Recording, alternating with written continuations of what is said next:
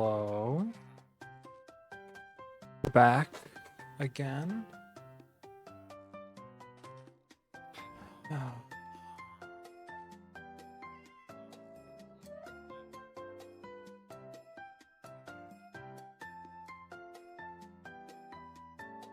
Thank you, Stream Elements. Love you, baby.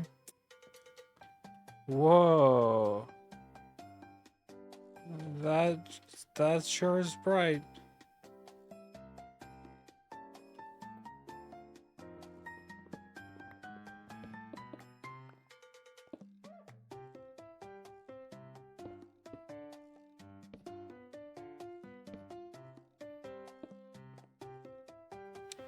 So today, the plan is to make a new base. And it's gotta be large.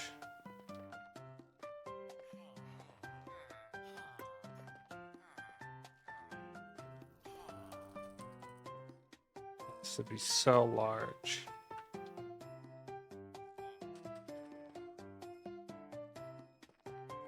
Do I have a zombie in here?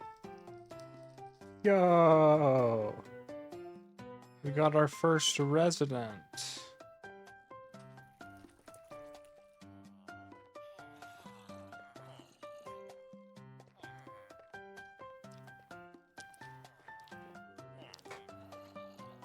That's awesome.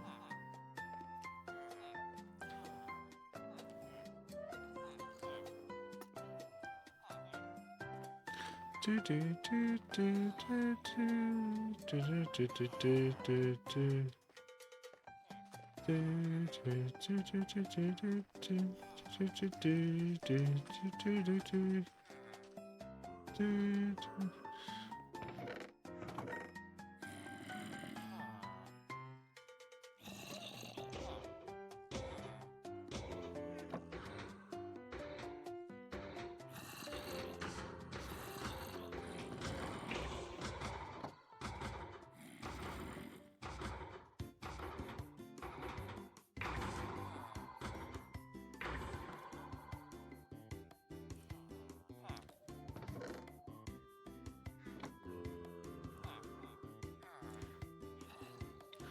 Alright, so what we need is a lot of blocks. Like an absurd number of blocks.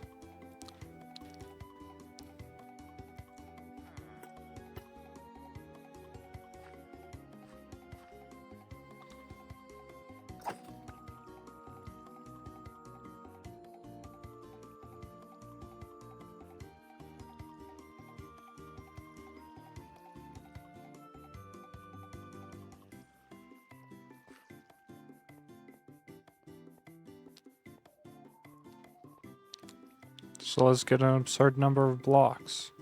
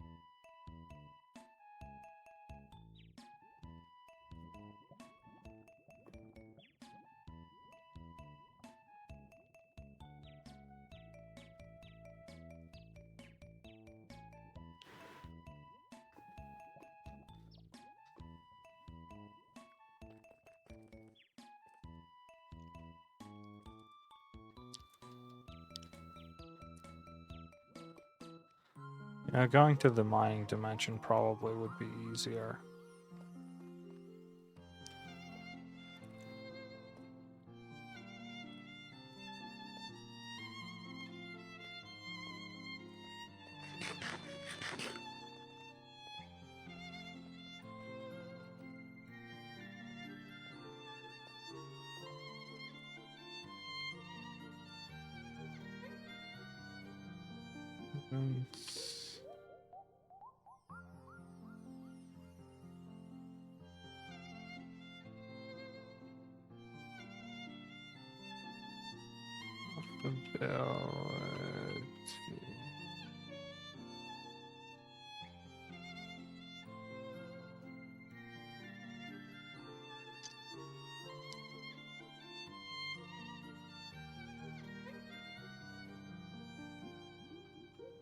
Dodge.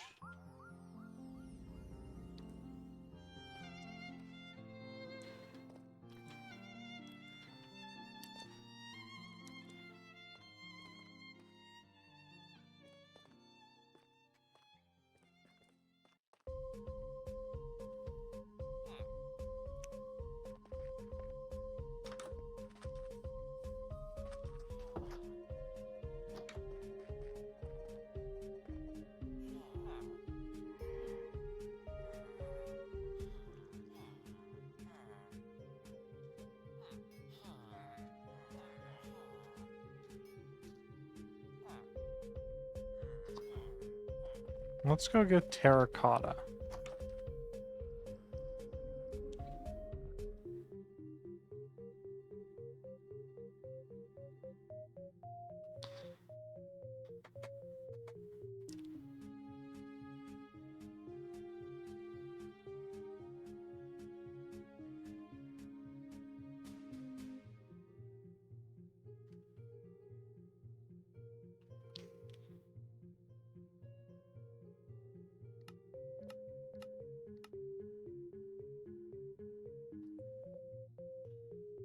Compass. Nature's compass.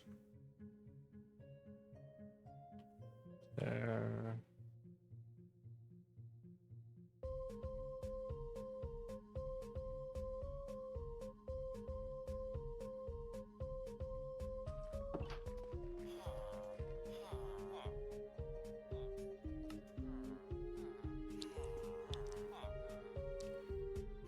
Let's go.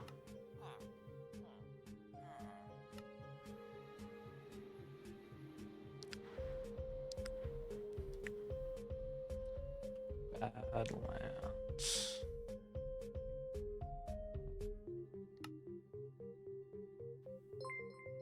Yo, thanks for the follow, Lisa. How's it going?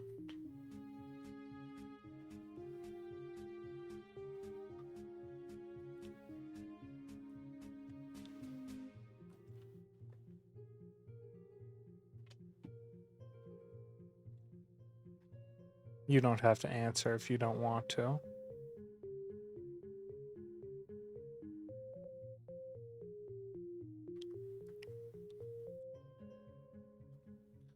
Brown.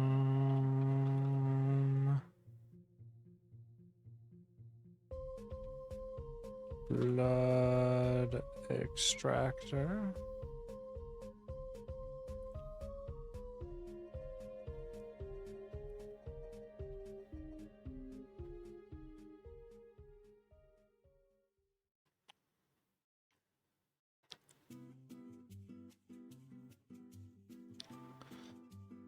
We're going to the Badlands to get terracotta right now. That way we can build a house. We like build house.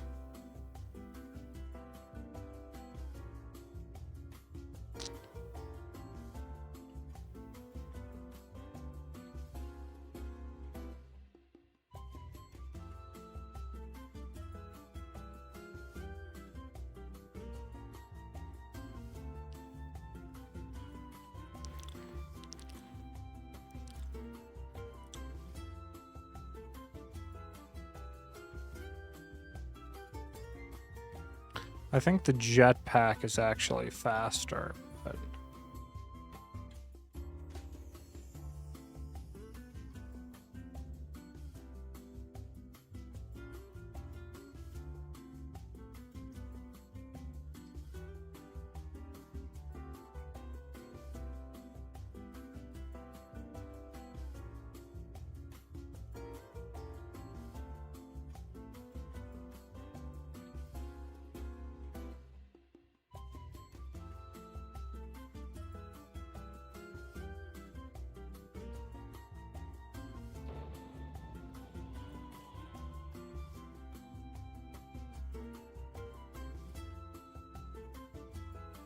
Tonal Rage, huh?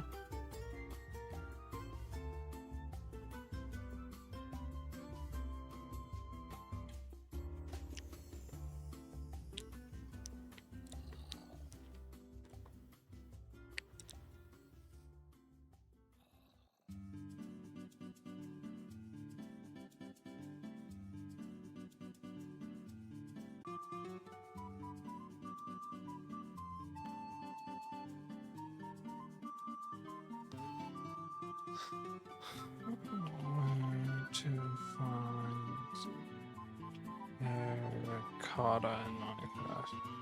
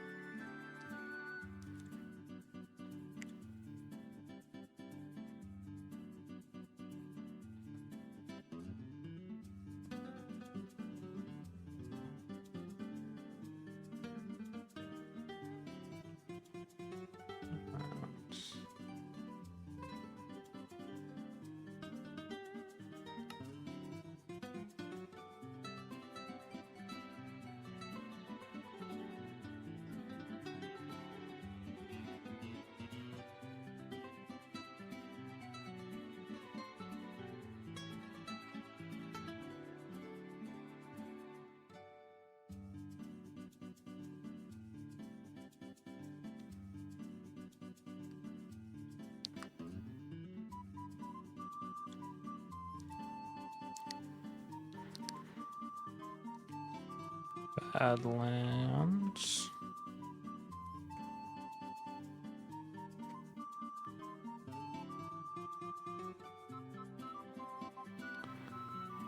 Rugged Badlands.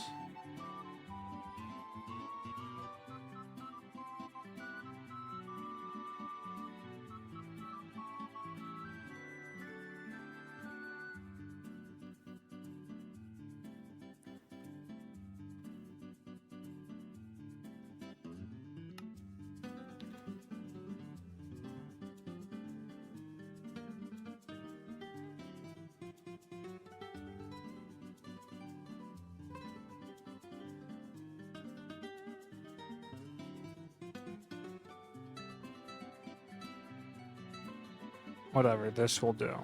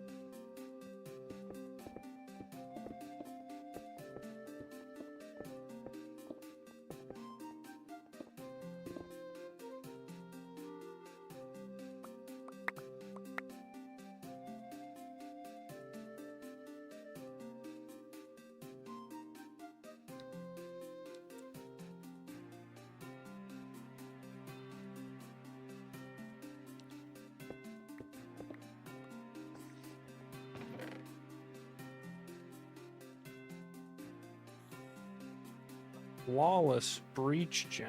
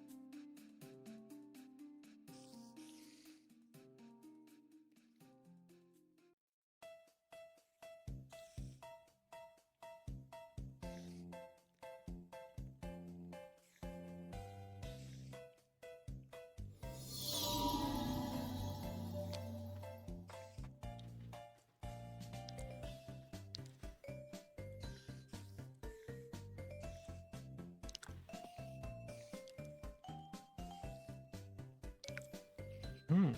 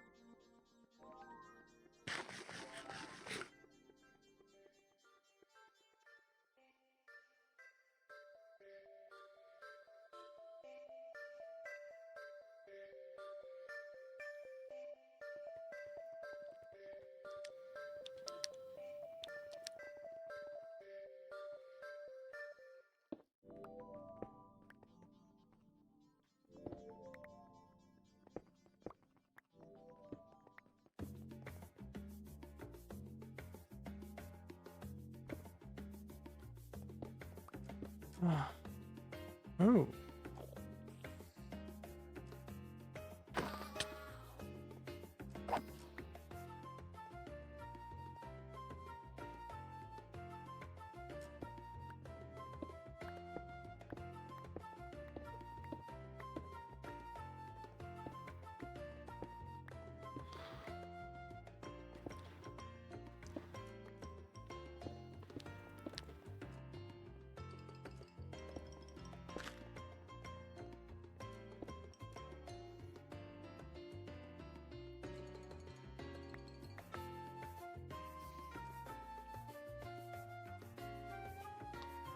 $10,000 should be enough, I would think.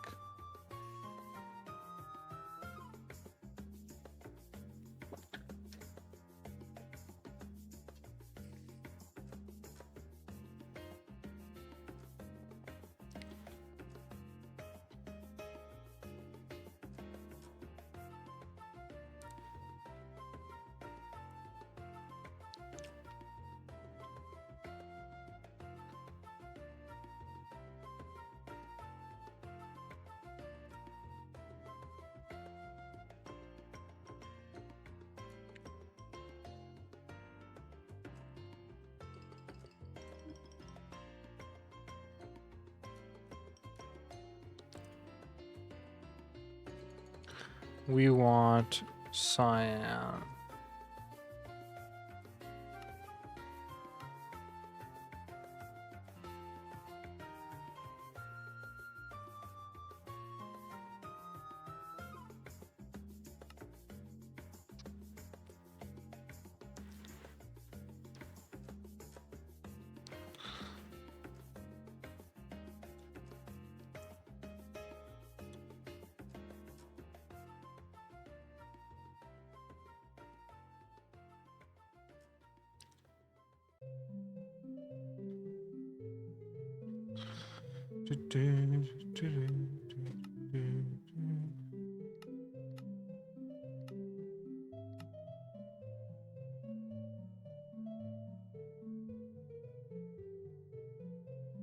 Cyan amaranth. First.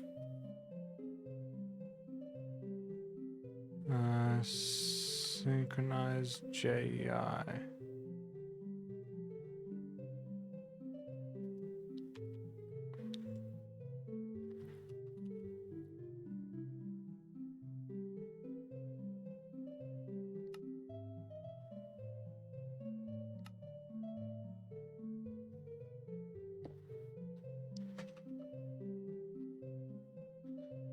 Badlands.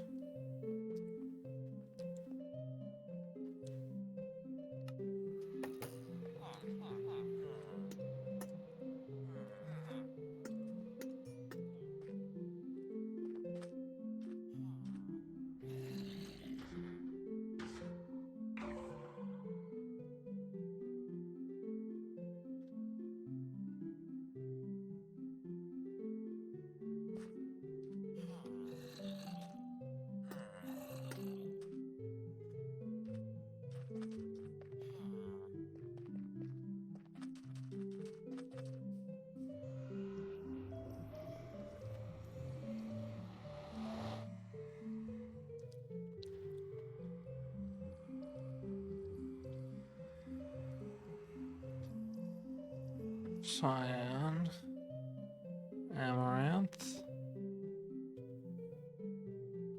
bone,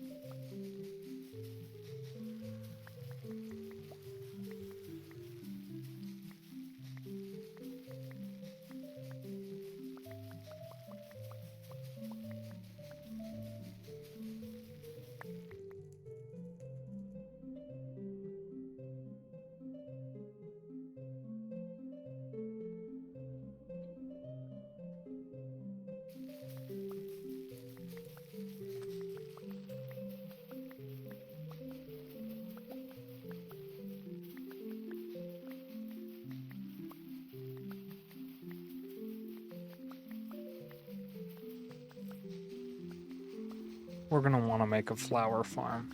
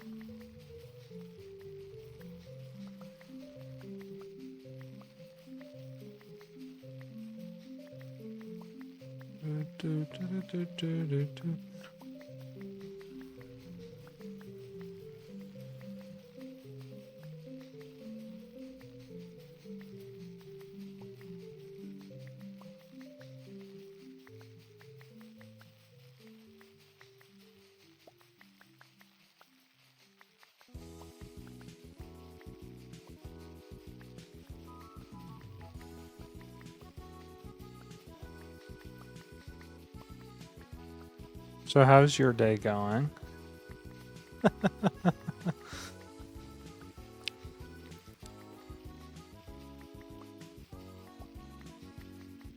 My day's going great, thanks for asking.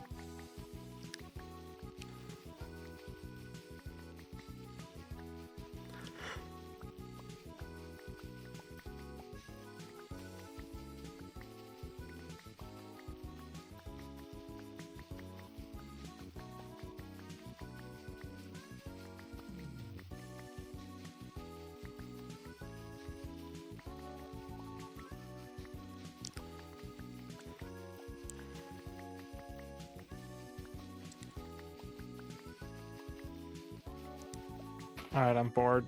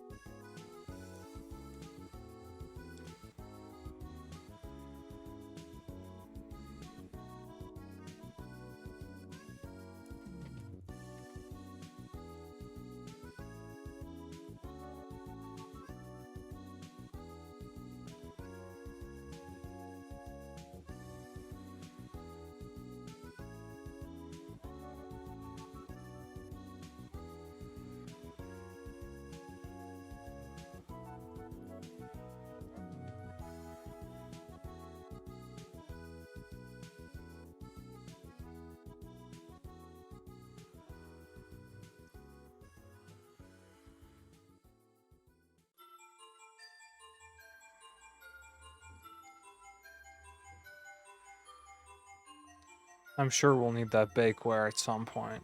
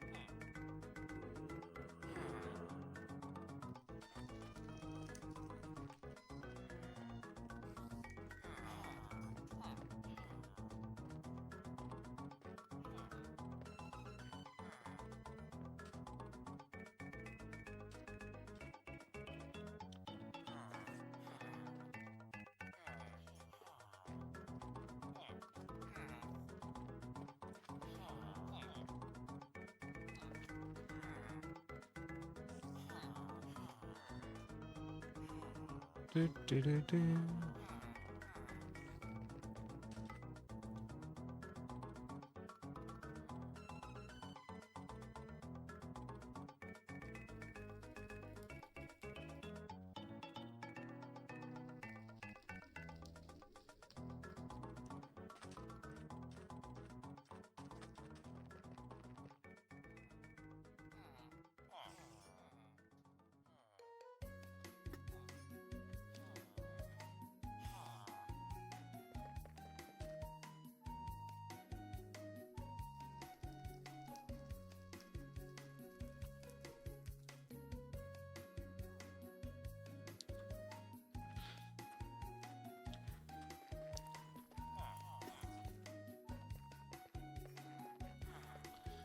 Let's go somewhere unassuming.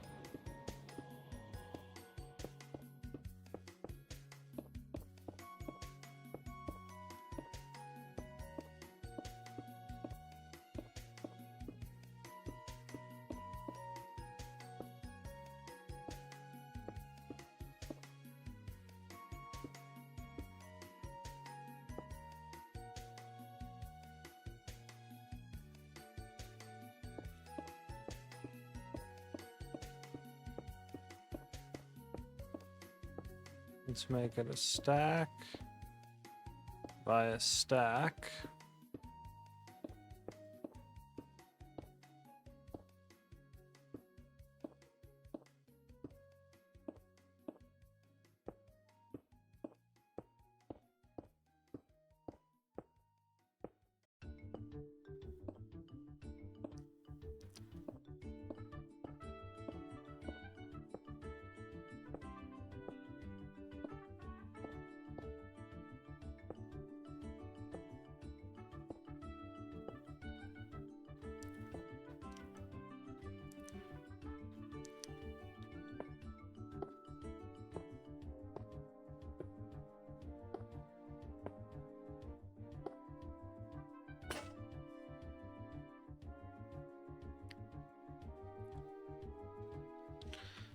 Stick.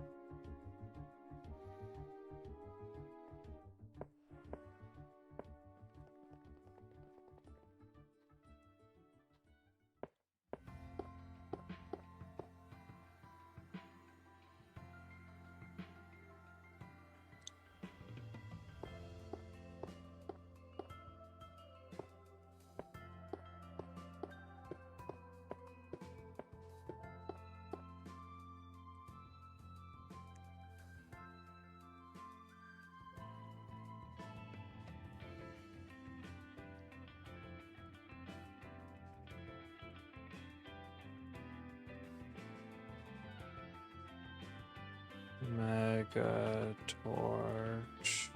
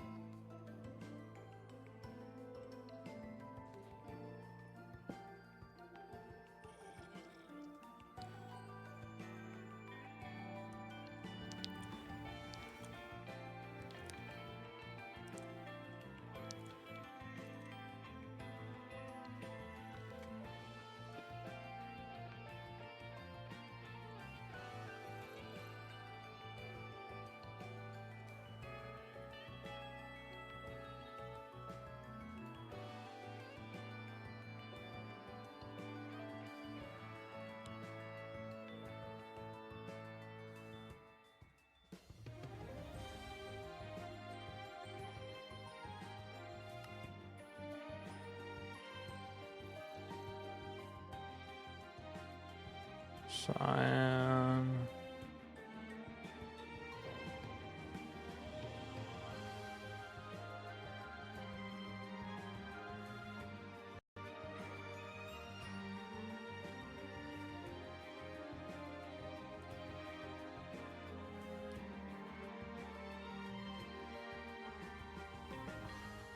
Terracotta.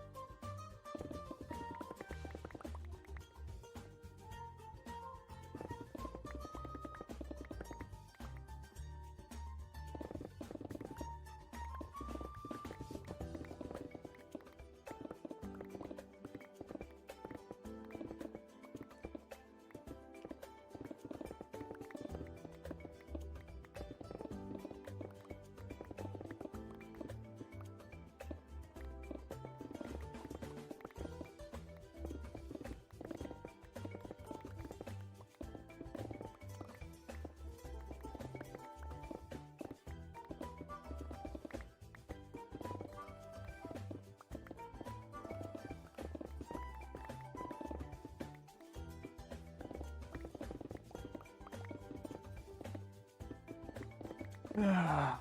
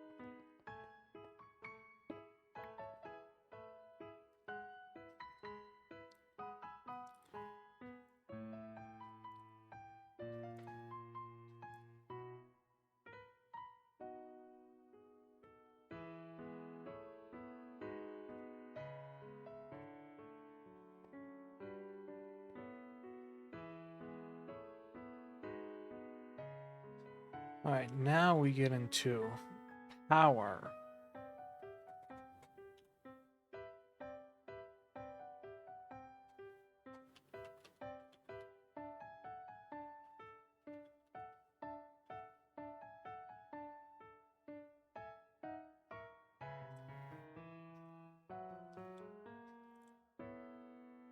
doesn't matter where you're at in all the mods 10, you're gonna need power, and the further on you progress throughout the mod pack, the more power you're going to need. My goal in this video is threefold. We're going to show you what power options you have at early game, mid game, and late game, give you a little bit of how to, especially on the early game options, and then highlight some good resources that you can use to help develop later on as you get closer to the end game. My name's John Hall. Don't forget to like and subscribe. Let's get into it. All right, so first things first, let's talk about early game options. You just spawned into the world, you've got a little bit of a house, you're trying to do some things, but you're realizing that most number 3 for early game is in a similar vein to the wind generators, and that is the solar generators. Go ahead, resources. So once you have it, you go to this cable, which is plugged into a metallurgic infuser. Now, I don't want to get too deep in the weeds for Powa, but Powa is one of my favorite power mods. So this is a good option because it scales really well. There's no higher tier wind generators, and so you're just going to get what you get from those. However, these you can upgrade over time and eventually get to the nitro one, which creates you a ridiculous amount of power. Now, you might notice that it takes water over here on the side. It takes about 4 buckets of water total for the starter tier. What we've done here is we have a source block of water hooked up to a faucet that is turned on. It's running into a basic fluid tank with some fluid pipes that are piping it directly into here. So this is a great setup for like an infinite water source for anything you might need. The only thing you may potentially need later on is more water quicker. The faucet is kind of slow, so you may have to upgrade it later on. But for at least this setup, this is completely automated here. It just makes the power based off the heat below and takes the water directly from the source block using this little setup here. Especially for early game power, it is kind of important to not have to use a lot of resources to continue to generate that power, because that's just a half redstone for that. They're very easy. You can just claim the chunks that you're in and that you have power set up in. I'm probably in mid All you game. have to do is hold the shift key and click them again once you already have them claimed. So now these chunks will stay force loaded no matter where I go on the map. So that way we keep generating power, nothing turns off, nothing shuts off while we're gone. Now in late game, what you're gonna see I tend to do is turn on the chunk borders so that I can make sure I build everything inside of one chunk. That way I only have to have one chunk loaded rather than having several, which can tend to lag your game at least a little bit. All right, so that's early game. Those are the options I would suggest there. Next up, let's talk about mid game and what our options are there. So these are the reactors by Powa, and I like them a lot. I think they're a very solid source of power. It does take resources. What we have to add is uranite, ice, coal, redstone, and a bucket of water to each of them.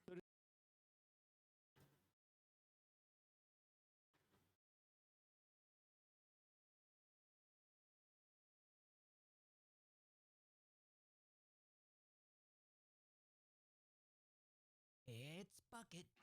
Power is an essential resource in Ultimods 10. Whether it's powering furnaces, machines, tools, jetpacks, some mods won't function at all without power. If you're working towards the Ultimod Star, you're gonna need a lot of it. There's also a lot of misinformation out there when it comes to power, and a lot of that is due to how some mods have been rebalanced in Ultimods 10. There's quite a lot of options when it comes to generating power, storing power, and transferring power. So today, we're gonna go through a variety of methods, including popular methods to generate power, to help you figure out what the best way is to approach power in Ultimods 10. Power generation in the early game. We're going to start by exploring some of the options that require zero maintenance. That means you set these up and they'll start generating power on their own without you having to do anything else.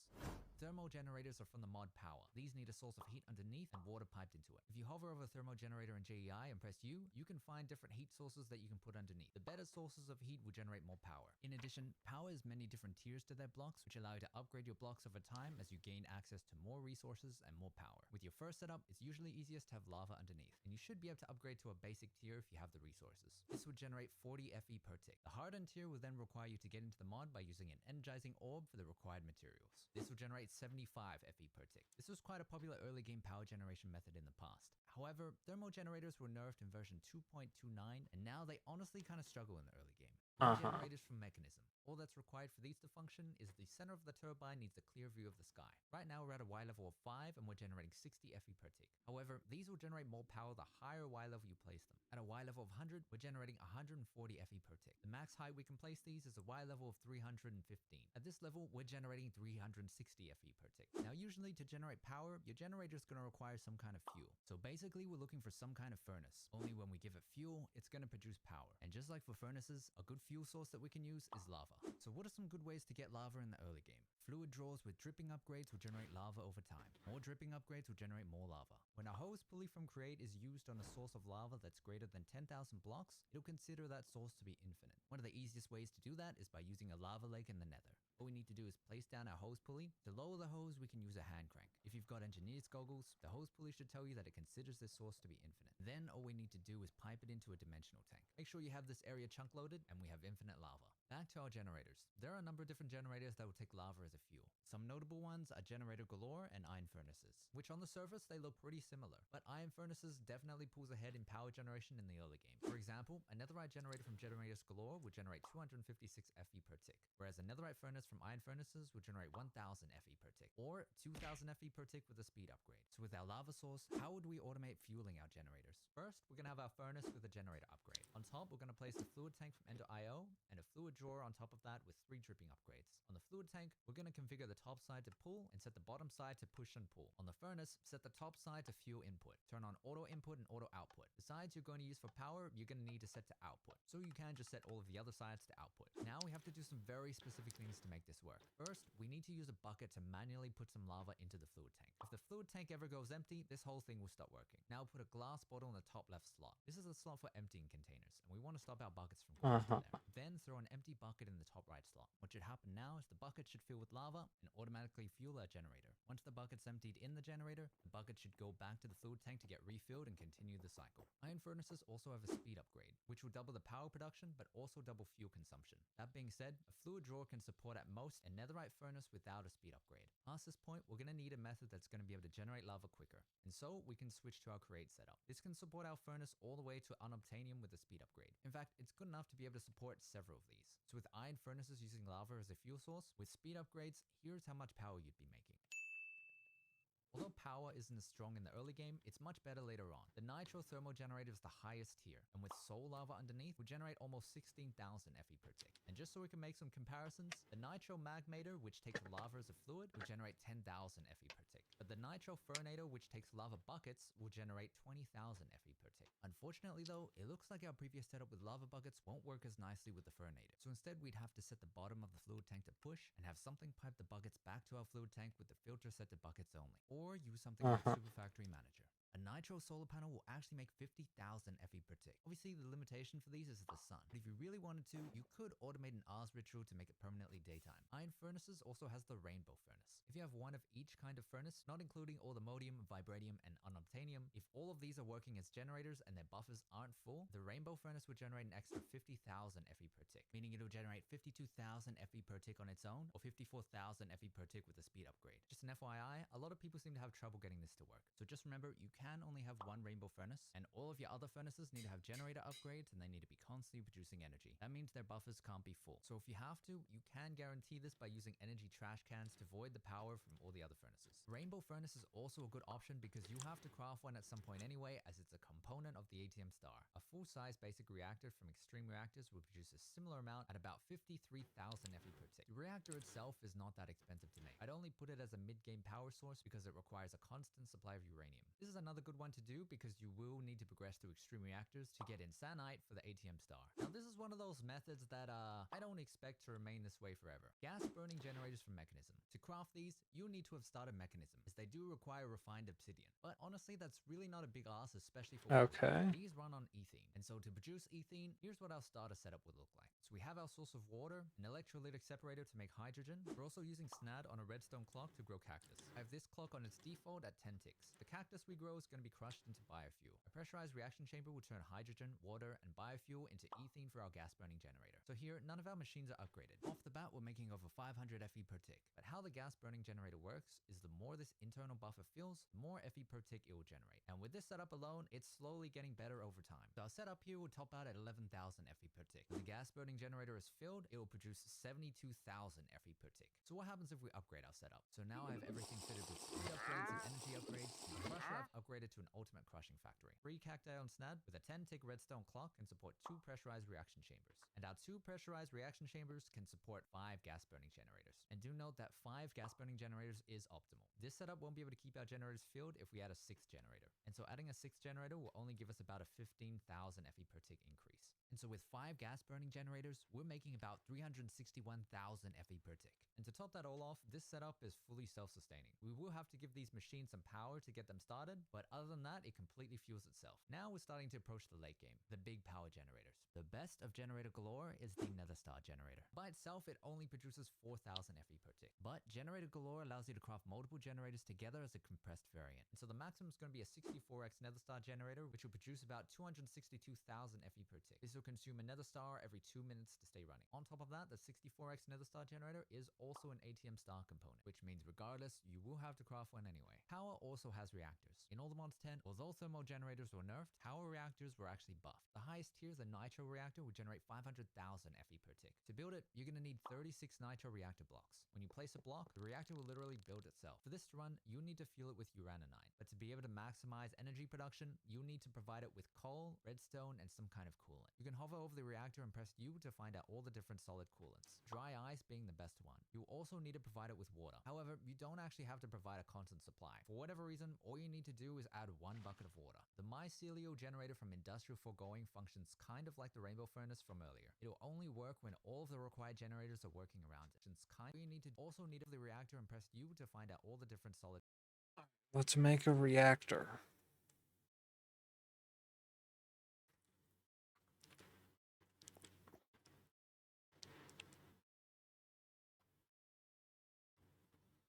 Enchanted golden apple.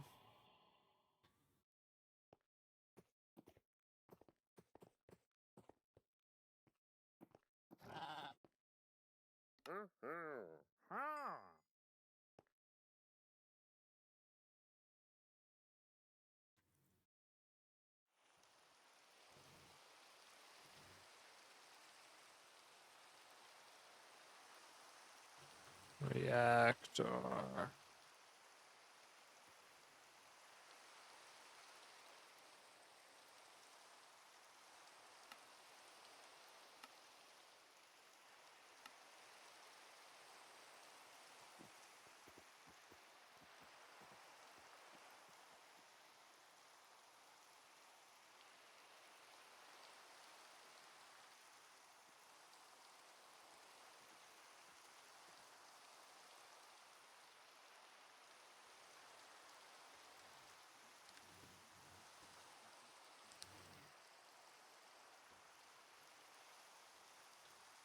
Uraninite.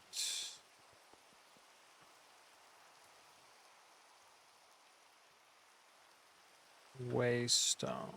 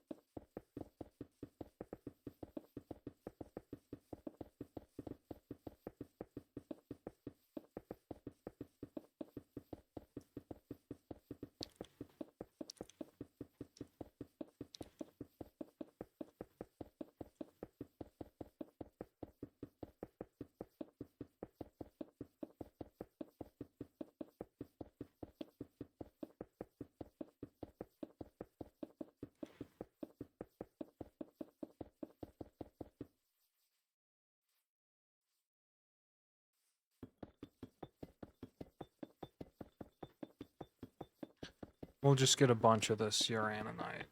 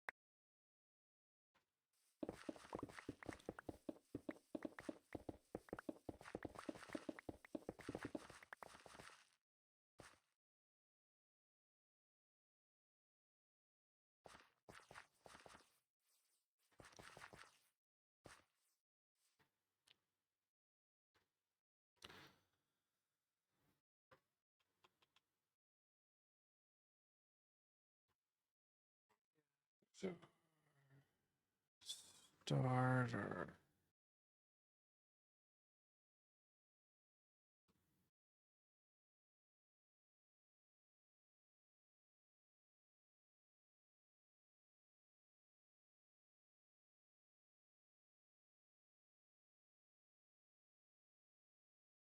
Alright.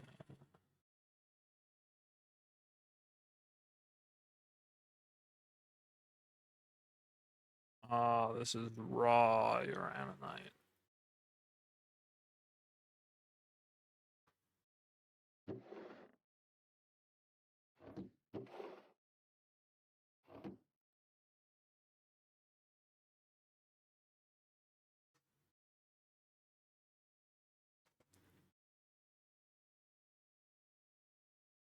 Blood coolant.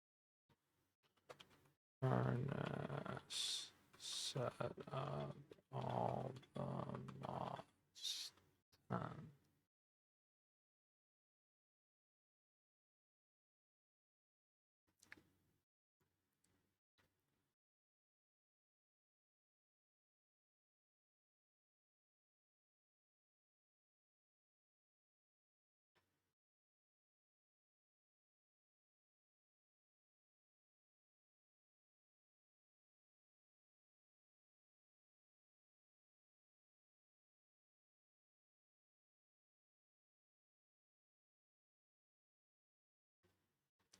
Huh.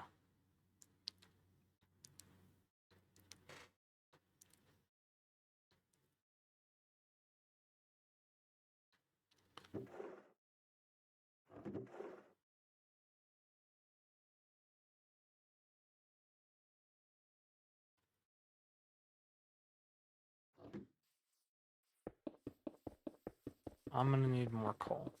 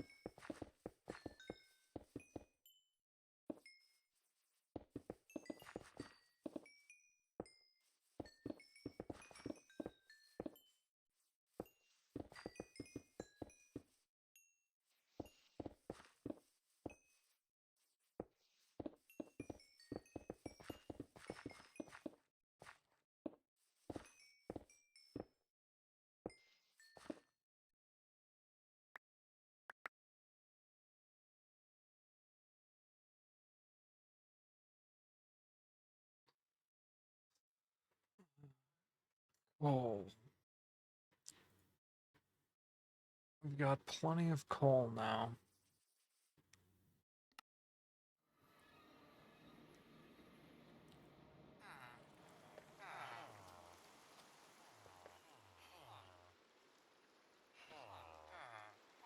furnace.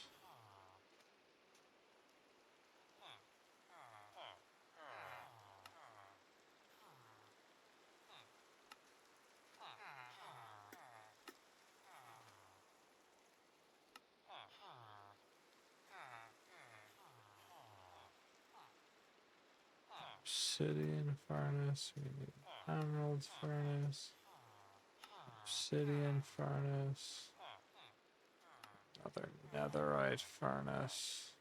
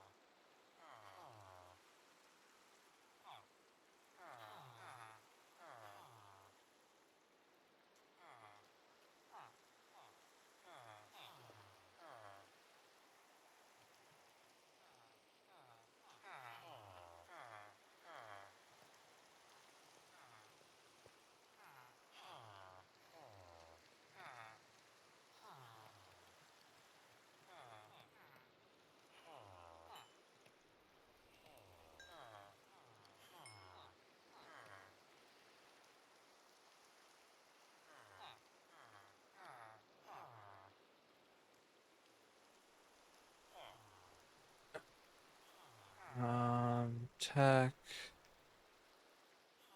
Power. Power.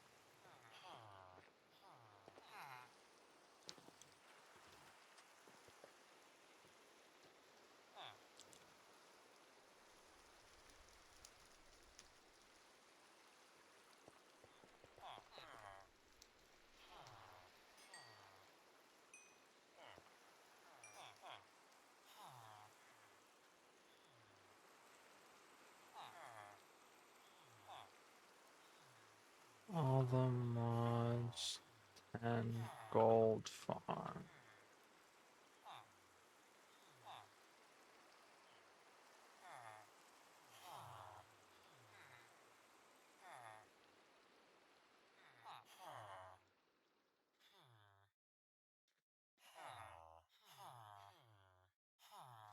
My name is Endeavour, and this is All the Mods 10. And between episodes, I've been planning out a few things. I've got a few more of these farms set up around here, so I've got the tree farms here, and I'm going to use these for some other things. Probably one for kelp, and then maybe just some like crops over here as well, but all going to be done with Create. But also, I've been marking out a bit of a building up here, and what this is going to be for Okay. is going to be an upgrade to the iron farm, and the other side is going to be mirrored and do the exact same thing but for a gold farm. But I'm not there with everything I need yet, so we need to get a few things crafted. We need this thing called the precision mechanism. Now normally I would set up an automated a small cog, a large cog, and an iron nugget. So I think it's easier to do this just like one at a time, otherwise it gets confused. So let's do that like that. And it'll put gold plate on there. Then give this a small cog, And that's turned the gold plate into an incomplete precision mechanism. And if you look at the progress on there, it says 1 of 15. So we basically need to go through these 3 things 5 times. And if it works, we get a precision mechanism. If not, we'll just get some random junk and then we have to start the whole thing over again. Which is why it's good to get it automated. But let's start with that. And then put the large cogwheel on there. And then the iron nugget. Right, so those 3 have worked okay. Bit slow doing it manually. But hopefully it's going to work. That's alright. And that. And that. Right, that's 2 times through. That's going well. And there's 3. And that's 4. So hopefully on this last one, we should be good. So you go there. And you. And last one. And there we go. We have our first precision mechanism. So the first thing I want to do is the rotation speed controller. And the reason we want this, if we just go down here to where we've got our power generation at the minute. So we've got the 4 RPM coming out of the water wheels. But then we're gearing that up by doubling it every time. And that gives us 256 by the end. But what we can do with the speed controller is set this to an exact amount that we need. And it does take up less space as well. So let's get this crafted and we can see how it works. So where is it? This thing here. I think, oh, we need the brass casing as well, which we haven't done yet. So if we just grab some brass, I think I have got some. And you know what I'm going to do as well? I'm going to do a list filter, and that'll make this next thing a little bit easier. So let's craft one of these. So at the minute, we have this filter to only allow andesite casing into there. So if we just take that off, so we'll take the list filter, right, and what I want to do is say only allow these things. So andesite casing, brass casing, copper casing, what's that one? Train casing, might as well put it in for now. That'll only allow those through. So if I put that in there, instead of the andesite casing, that will only allow those through. So I can test that by taking those out. And then if I put some brass up here like that, why is that not going anywhere? What's happening there? Have I got this? Oh, I've got this filtered to match storage contents. Right, so tell you what then, if I put that in there. Right, there we go. So now, I'll put that on. I suppose I don't really need the filter, I think I've got that on there. But that'll do. So we'll take that. And then if we try crafting this again, it should be alright. So there we go, rotation speed controller. Right, so let's come down here, I'll show you how this works. So if we put that on there, right, so if we just take the speedometer and put that onto there, we can see that it's going at 256 RPM. But if we then put a large cog in the top of there like that, even though this is going at 256, that is going at 16. And we can just set that by changing it to whatever we want. So we can do that, and that is now going at 139. We can even flip it to go the other way, so we don't have to mess about with gearboxes or anything. We can just use this and set this to exactly what we want. So that is what I'm going to use for pumping the water into this tank. So let's grab that, I can go set this up. But firstly, I need to do a few more of these precision mechanisms. Pumps the water into the thing itself. And Just right, want a so gold the farm. empty blaze burner into a blaze burner just by right clicking on a blaze spawner. So that's good. Right. So we'll leave that there because that's probably going to come in handy later on. So with the 2 extra ones I've just wanted those for down here.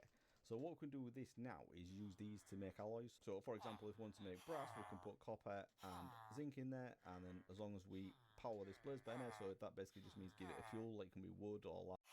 So yeah, let's get those. The tank above it. So let's grab these. I'm just going to go for hide. Click on it until it says up and fully enclosed system. And that is the way we're going to do it. So I haven't really thought about how this is going to look, and I think actually no, this is going to be inside the.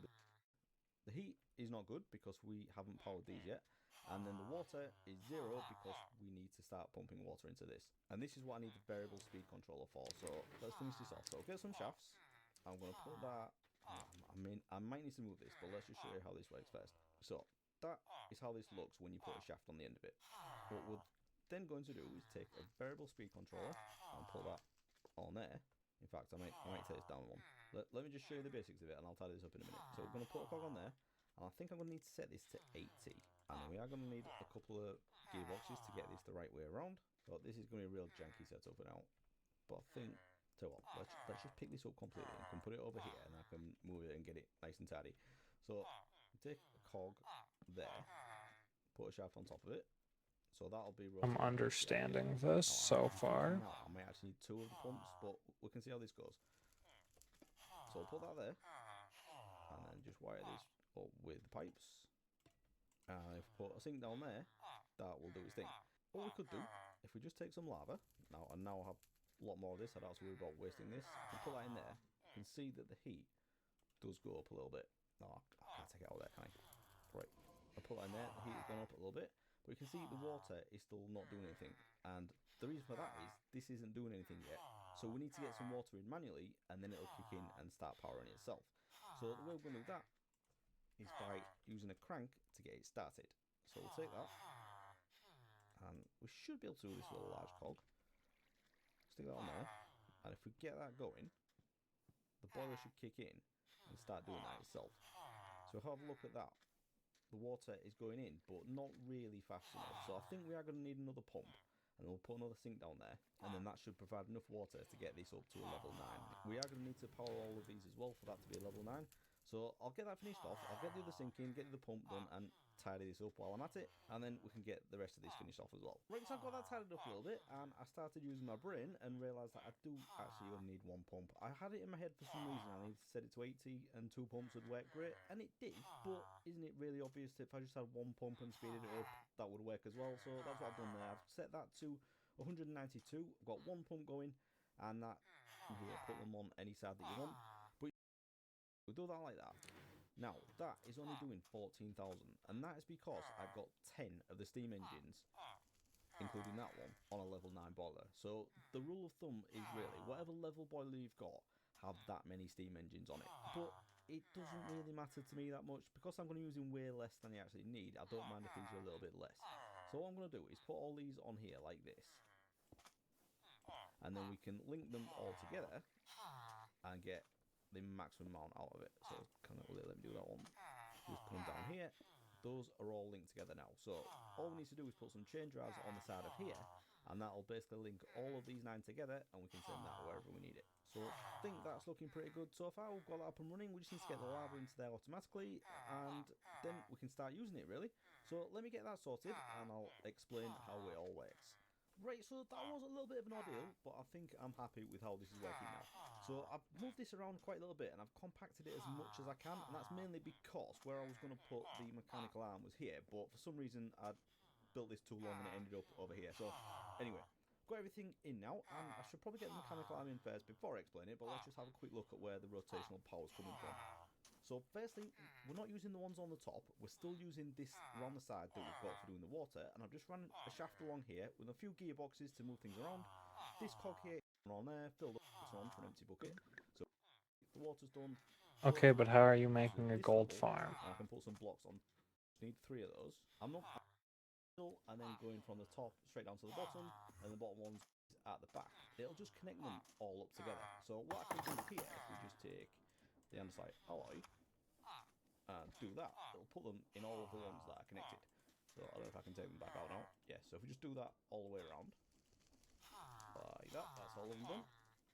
So now we just need to take the andesite alloy, oak planks and stone in the middle, planks around the edge, and then the andesite alloy should just go in like that, and because it's going at full speed, that does that insanely quickly. So we already have our first 2 crushing wheels, nice. So I just need to do a few more of these, but I'll just do 1 more and then I'll show you the basic setup of this farm that we're building. So how fast that is, that's so good. Right, so I'll grab those, and I've done a little bit of work around here, started building up a few little bits. So I've put in the 2 tanks out the other side, and then I've also done a little bit of building over here. I think we're going to have this mainly as the andesite casing, and this is where the crushing wheels are going. Okay, but gold farm? All of this gravel into flint to do this slightly differently than I was planning. So let's the rotation speed controller that we had down here, and then if we have a look at this, I've got a filter set up as well, and this is a... So this will... No magnet. So we're going to need to come down here and have a look. Oh, I haven't powered that, have I? That's really bad. Tell you what, I'm going to take that water out. Well, that couldn't have gone anywhere, could it? Done so well to not die so far, and then go and do that. Right, let's have that. He's right, it couldn't have gone any worse. Want so much cobble going down to there. Have a sleep for safety. Grab a couple more of these. Run that shaft out of there, and hopefully this is right.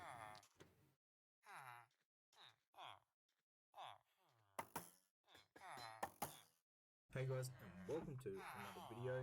In this one, I'm going to be showing you the best steady gold farm to do at the is located, 4 people in each group. This way you're going to share.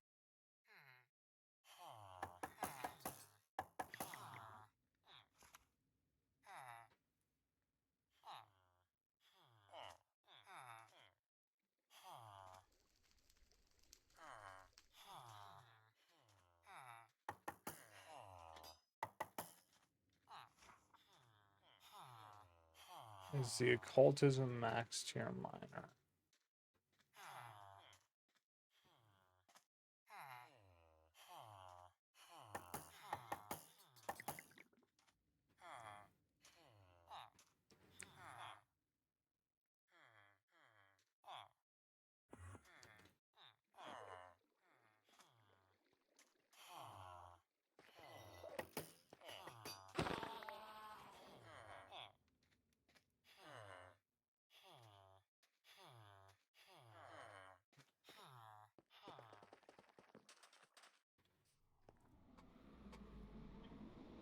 All right.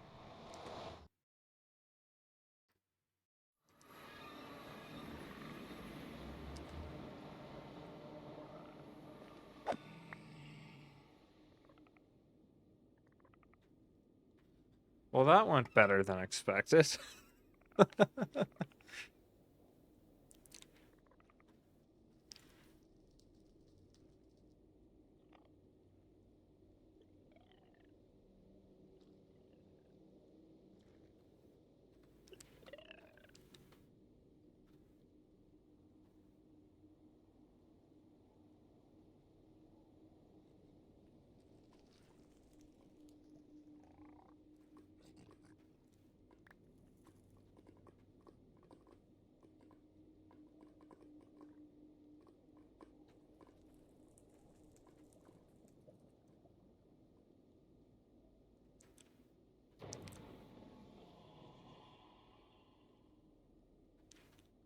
Professor Zachary.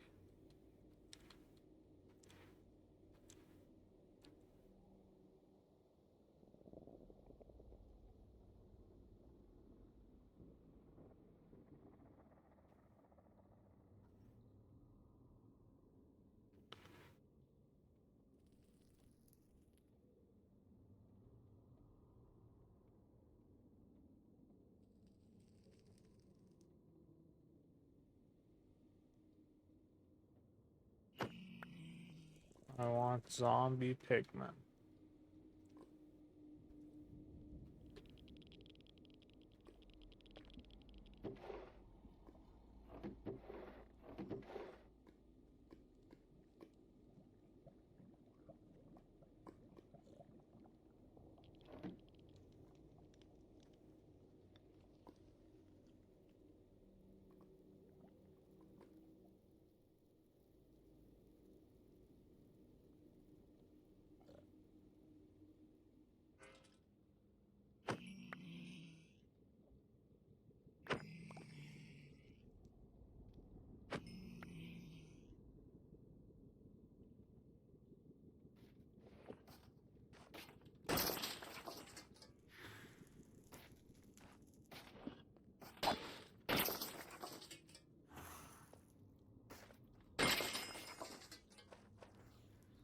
That is way loud.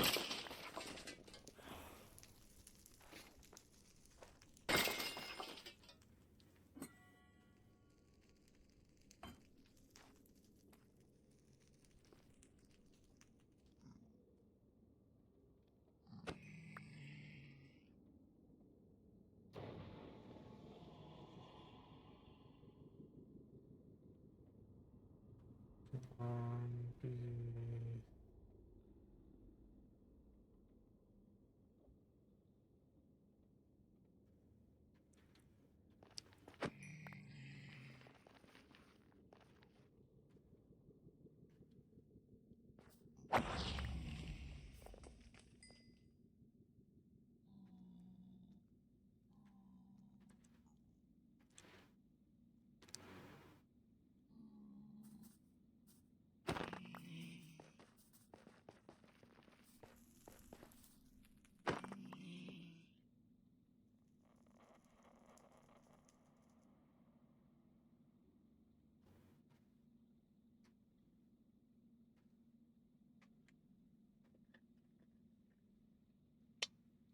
plus 40% max health.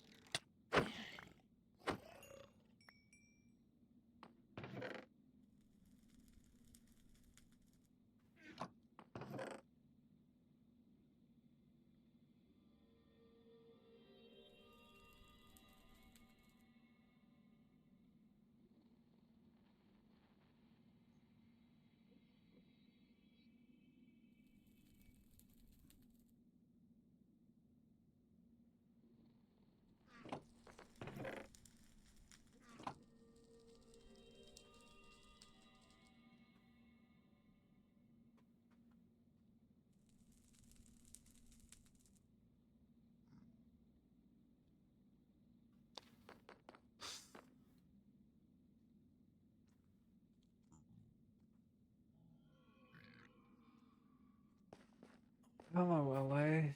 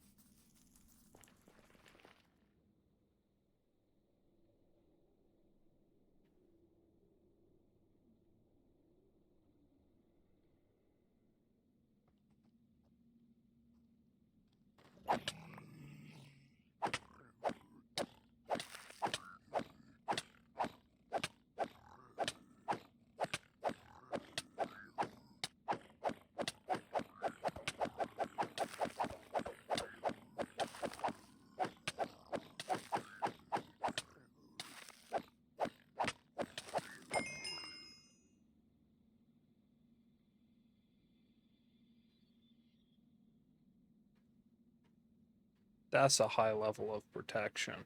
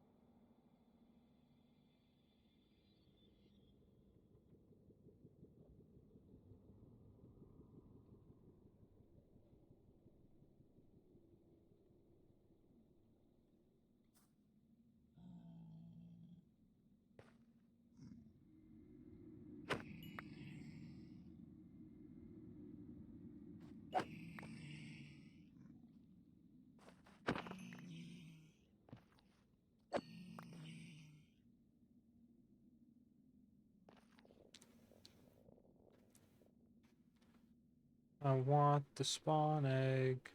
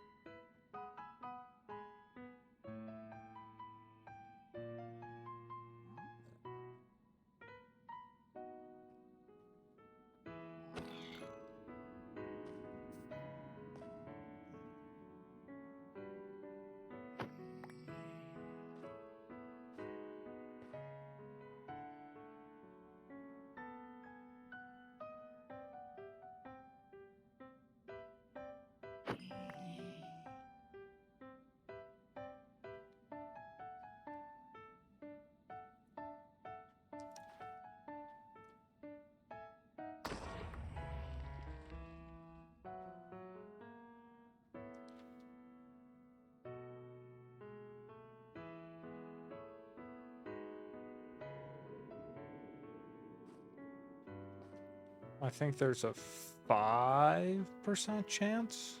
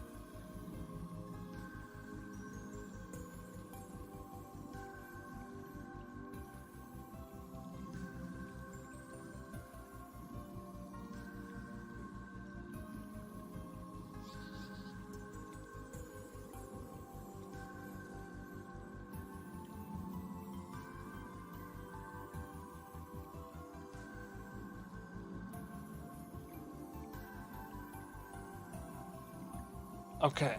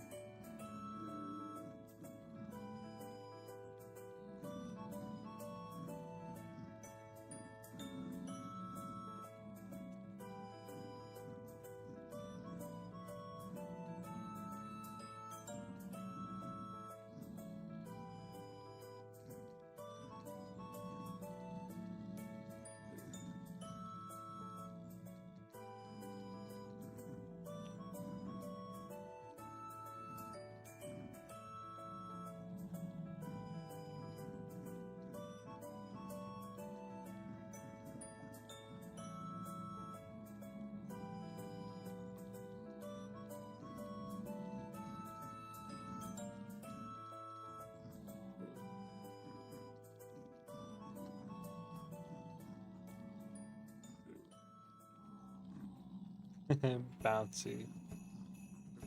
Bouncy. Bouncy.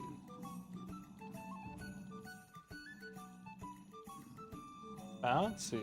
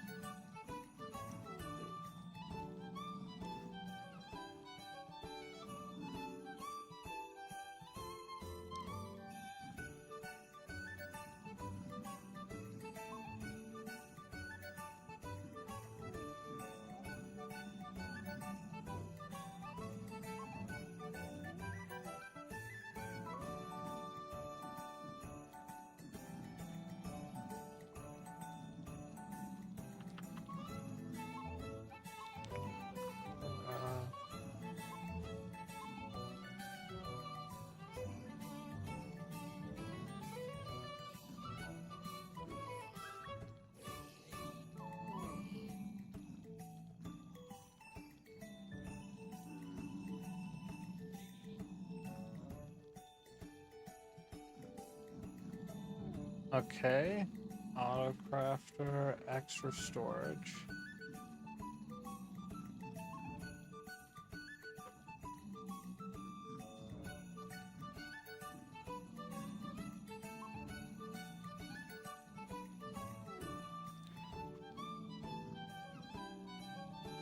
Cable.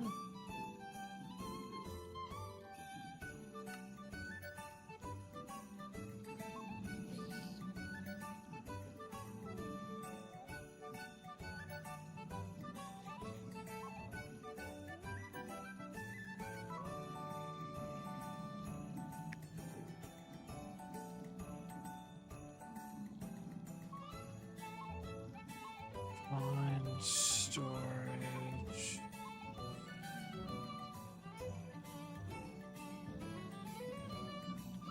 Cable.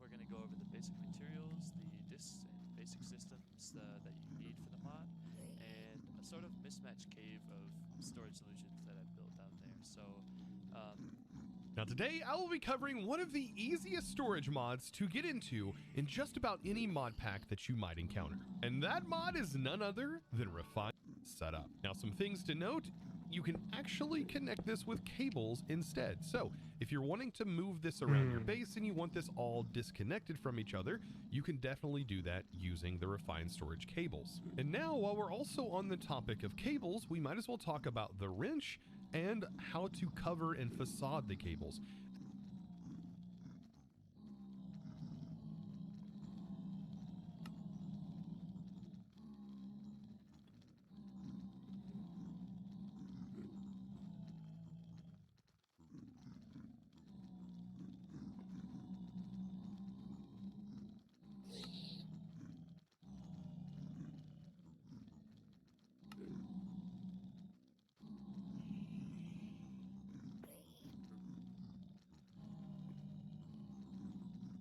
As those of you who like decorating will really enjoy this. So, to be able to cover a cable, you can simply make a facade by using an iron nugget typically and just a block, and that is going to generate a facade.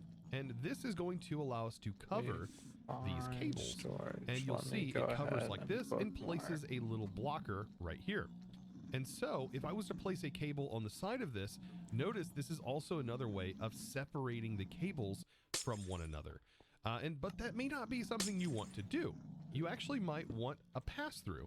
And so to do that, you will use a hollow cover, and that would allow the cable to pass through, just like you see here. So you can have yourself a facade on one side and have yourself a cable pass-through on the other. I don't care about which is facades. fantastic. And now with the wrench, this is what this is basically used for. Outside of just rotating blocks, which the wrench can do, if you just right-click on your cable that has a facade on it, it will then pop that facade right off, which is very nice. Now on the topic of decorating, we can also dye these screens and also the clicking on it with the fully overlooked, and that is the portable grid. Now the portable grid essentially combines a grid, a fluid grid, and also a controller. And this does need to be powered, but you can hold it in your hand. What this allows you to do is to take a disk and put it inside, and now you have access to a portable storage disk item and drag items in from just like vanilla Minecraft. And you can do a mod filter on this by placing the item in to the filter grid, and an item on this by placing the item in as well.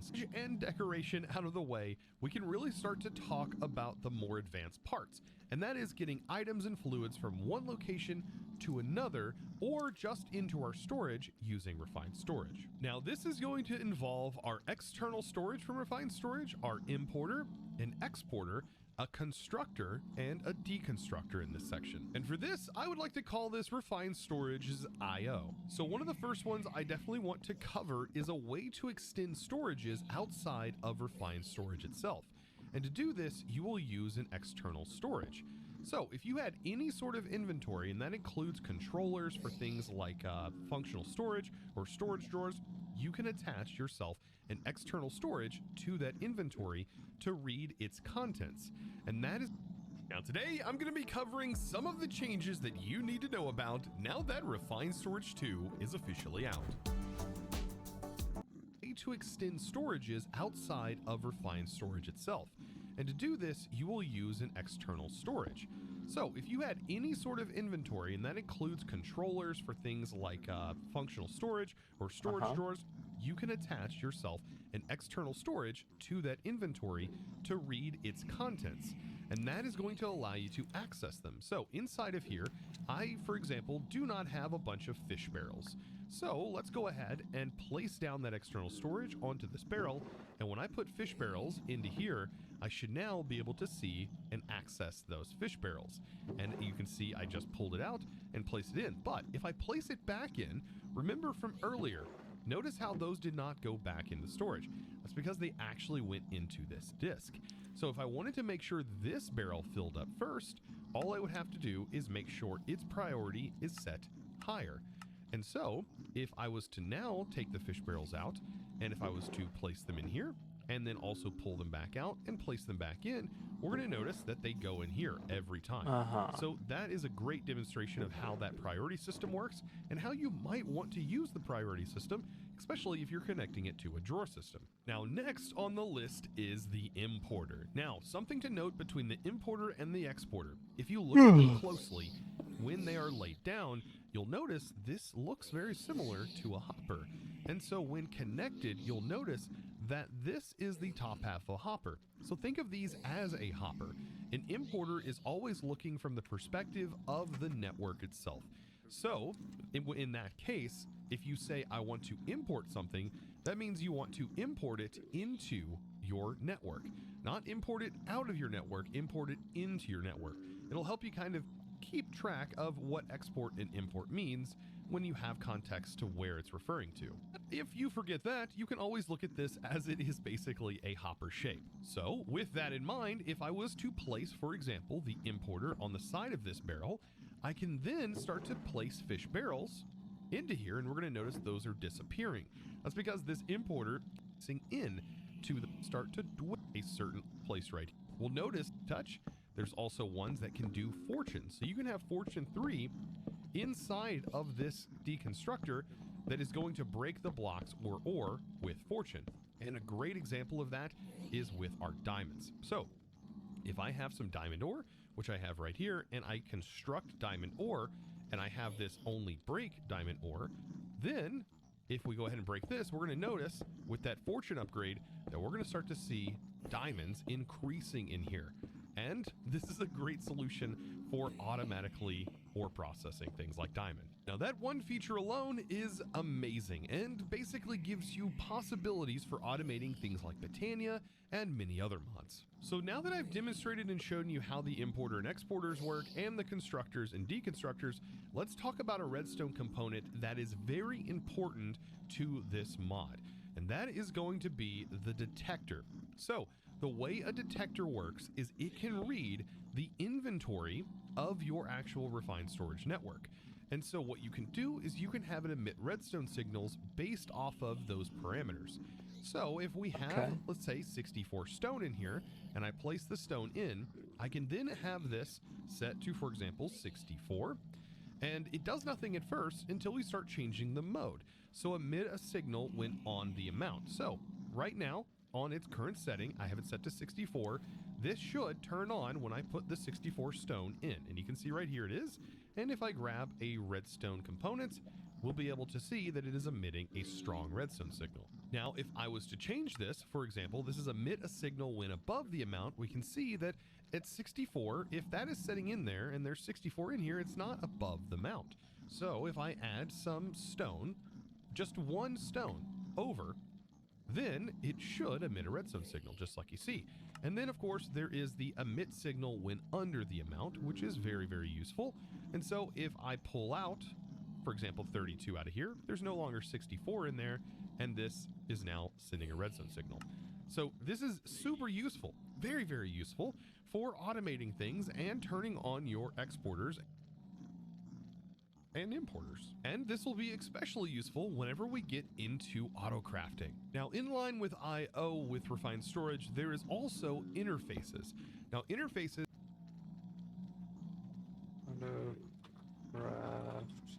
gold.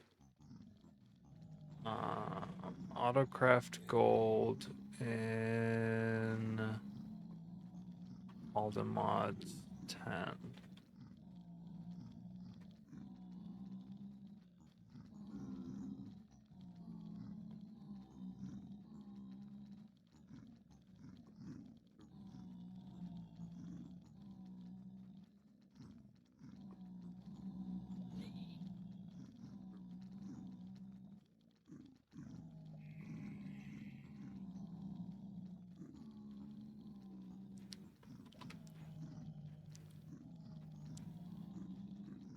In the last video, we talked about how important it is to have automation set up in Aldermods 10, and that's purely because Aldermods 10 just has a ridiculous number of items.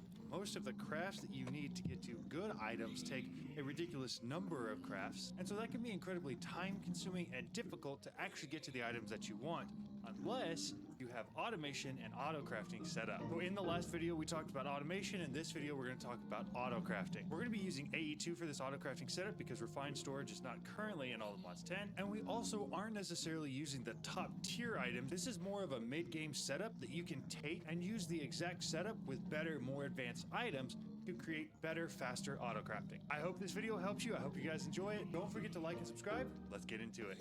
All right, so like we just talked about, this isn't going to be using the highest, best, top tier items like the mega storage cells where it can store millions upon millions of items. That's a little bit absurd. Instead, what we're going to be using is just the base AE2 items for this setup. I will point out when we reach places and items that you can improve so that if you run into some sort of limitation with this setup, you know what to improve. And then we're also going to go through a little bit of the how-to as far as actually using auto crafting. So first things first, let's go over the items that we're actually going to need. You are going to need some sort of like a basic AE2 ME setup. This here is really about as basic as it gets. You're going to have an ME controller with a crafting terminal, an ME drive with some item storage cells in there. You're going to have a Flux ME glass cable connecting to your crafting terminal, and then you've got some sort of power source connecting to your controller. I have a video out on how to make this exact setup right here, minus the 256K drives that I threw in there for absolutely no reason. But if you're interested in how to set up this, go watch that video. We're going to be operating off the presupposition that you already have this set up. So assuming that you have this set up, what we're going to be looking at using today is an ME pattern encoding terminal, some blank patterns,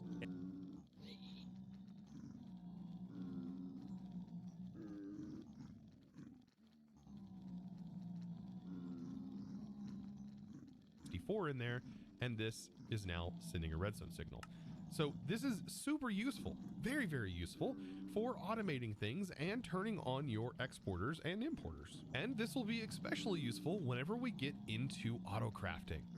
Let's talk now about the more advanced wireless part of refined storage. And for this, it is going to require a network receiver and a network transmitter. Now, the network receiver and transmitter are going to rely on a network card. I have these. And you can kind of look at it this way. A receiver receives information and a transmitter sends information. So what we want is our transmitter to be connected to our storage in some way. Now this is going to have an inventory. And then what we will do is place a receiver somewhere else. And then we need to use our network card to shift right click on it to link it. And it will have that location stored to it. You put it in here, and now our storage system is actually accessible over here on its own and also carries the power. So you can actually do this cross-dimensionally, and that is one of the easiest, in my opinion, one of the easiest wireless cross-dimensional storage networks that you have access to. This has got to be one of the easiest mods I've ever used for doing such a task. Now, another interesting use in the base mod, if you wanted to carry your range further than 48 blocks, what you would do is you would add a network receiver, and then you would just place another wireless on here, and that would extend your range even further. But like I said, that's just assuming that you don't have any add-on mods. So with the wireless out of the way, it's now time to talk about auto crafting and how we can do it super easy within refined storage. Now to start auto crafting, you simply need two things. You need yourself a pattern grid to make the patterns that are going to be crafted, and then you need yourself a crafter. And that is basically it. So you're going to need to basically put your patterns in this slot, and you can see right here we have processing as an option and we have exact. By default, we're not going to bother with the processing just yet, but let's just say we wanted to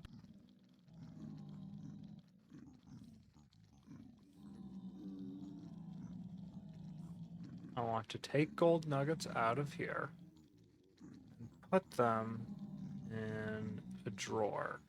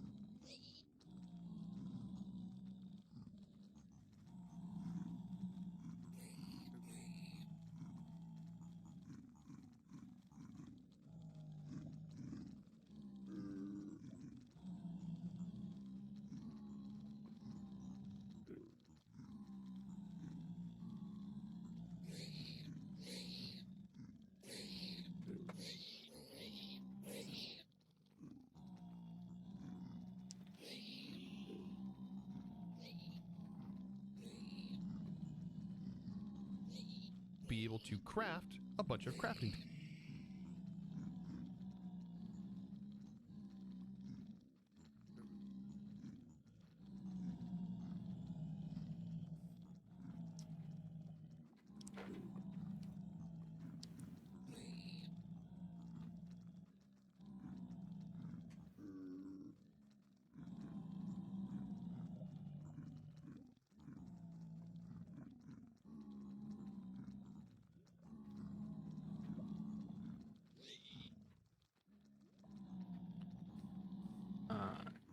Cable. Importer.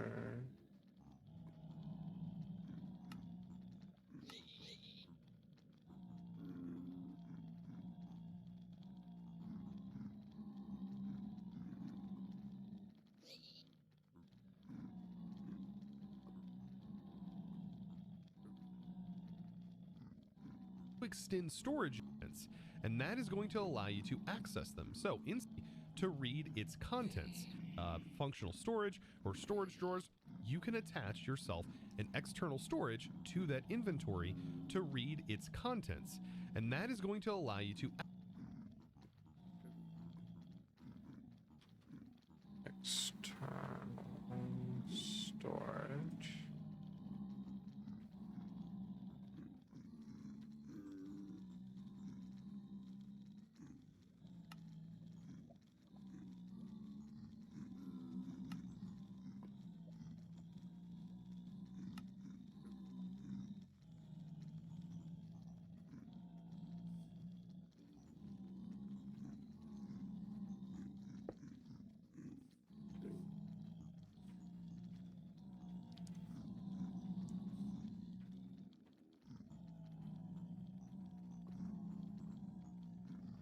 access them. So inside of here, I, for example, do not have a bunch of fish barrels. So let's go ahead and place down that external storage onto this barrel. And when I put fish barrels into here, I should now be able to see and access those fish barrels. And you can see I just pulled it out and placed it in. But if I place it back in, remember from earlier, notice how those did not go back into storage. That's because they actually went into this disk. So if I wanted to make sure this barrel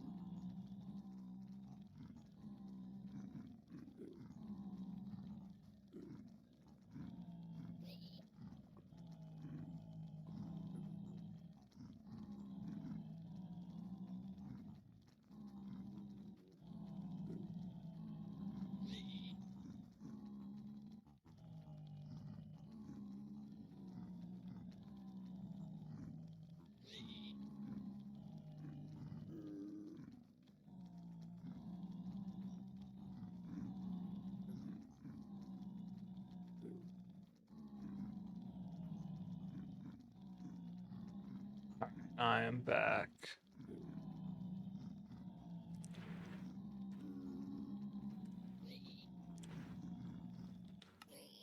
Basic storage. Drawers.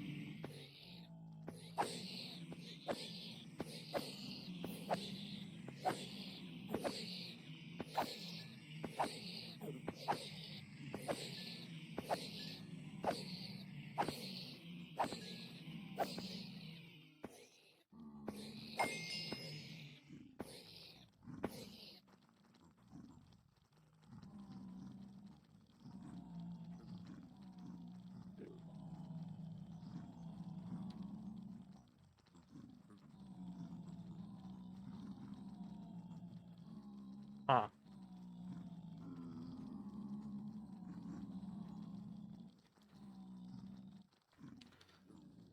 Good for helmets.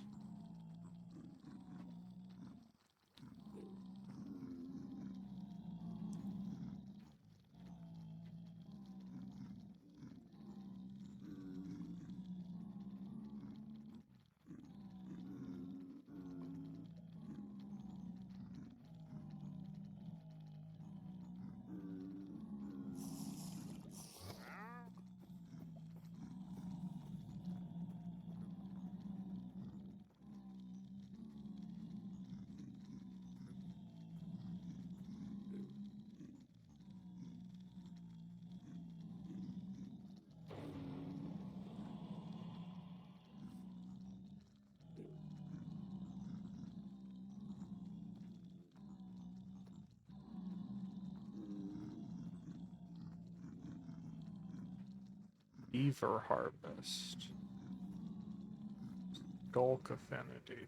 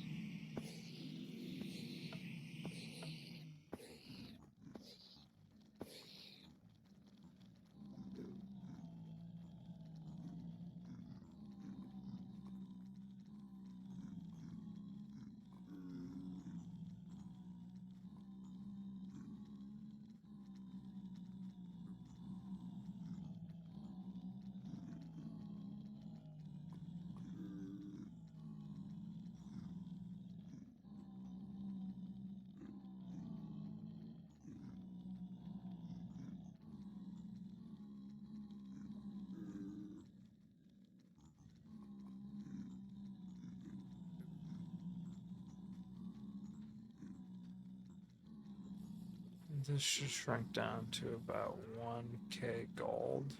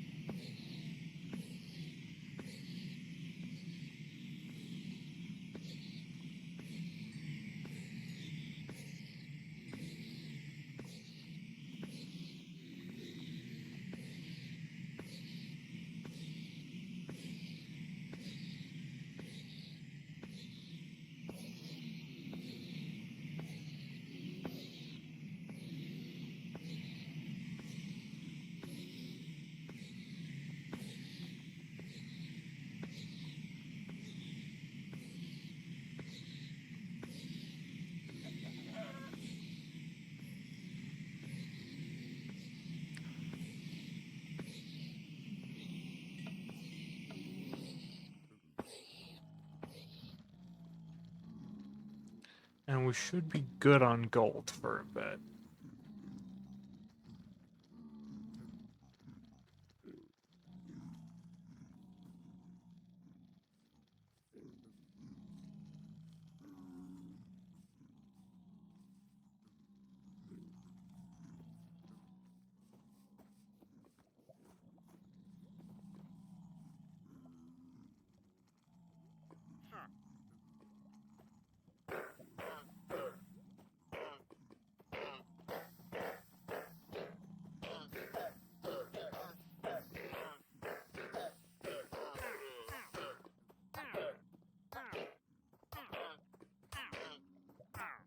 Why'd you light yourself on fire if you didn't want to die?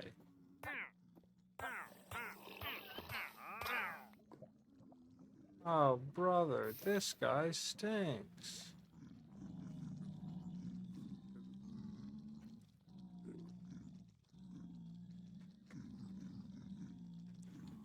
You saw me. I did nothing. That was not my fault.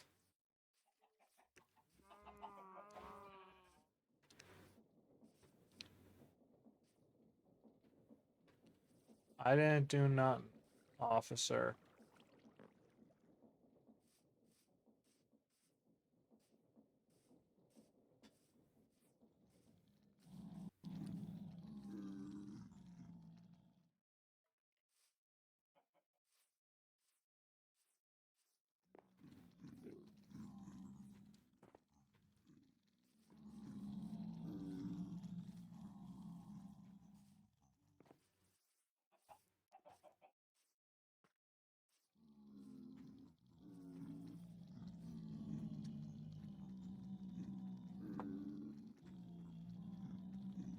So this is my gold farm now.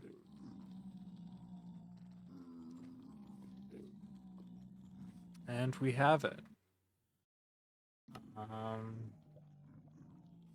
I think that's where I'm going to end it for today. We'll figure out how to automatically transfer the gold into an actual storage system with like drawers and stuff later. But for now, that's where I'm going to call it. See y'all later. Goodbye.